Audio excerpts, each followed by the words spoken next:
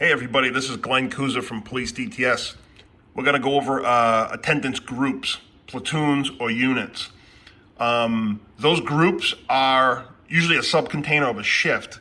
So if you're responsible for determining if you meet minimum staffing for a specific shift, say evening patrol, then you don't really care who's working 4 to midnight. It happens to be a custodian. What you're interested in is who's working 4 to midnight that's on a specific shift or shift and group, okay? So that group subcontainer of the shift is very important.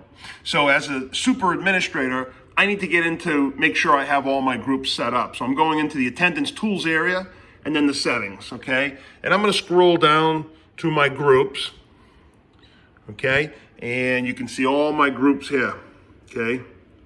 All listed out. Now you can add as many groups as you need, and then within each group, you have the days of the week where you can set the minimum staffing numbers. Okay, so that's the number that you need to meet for that group for that day of the week.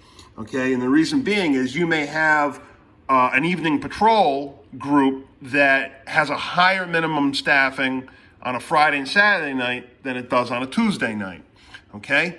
So once you've got all of this set, the daily functions that you would see was somebody would be going into, say, a day view, looking at the day, and they're going to sort by a group.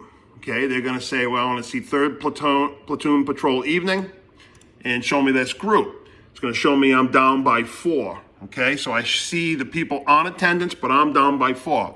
So what do I need to do? I need to put out overtime to for the coverage.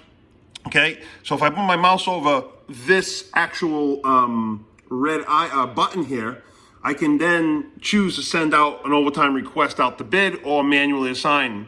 Now, whichever one I choose automatically will tag that overtime assignment as this group. So then later on, once it's filled, the overtime's filled, it will then display with this group to show that I've met the minimum staffing. Okay, if I put out overtime the normal way, through the dashboard and just throw the overtime out, it won't be tagged with a group, but after it's filled, I can come back and actually tag the overtime itself, so then it becomes part of that group. Okay, so I can show you how that works. So if I go back to the day view, okay, I'm gonna go to 7th.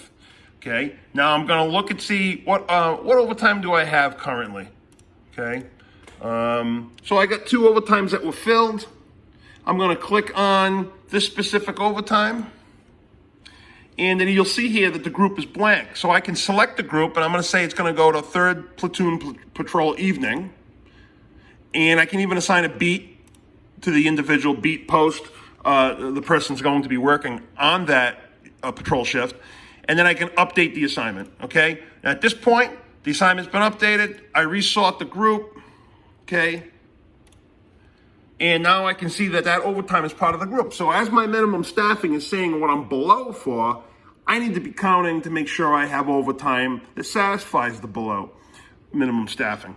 So that's how the groups work and how important it is for it to be part of the overtimes, to be part of that group, whether you're putting out overtimes normally, then tagging it, or if you're putting out overtimes directly from the daily group sort, then it will be automatically tagged with this group. Soon to come will be an alert function that will automatically be alerting people about minimum staffing. But this is the importance of attendance groups, units, or platoons.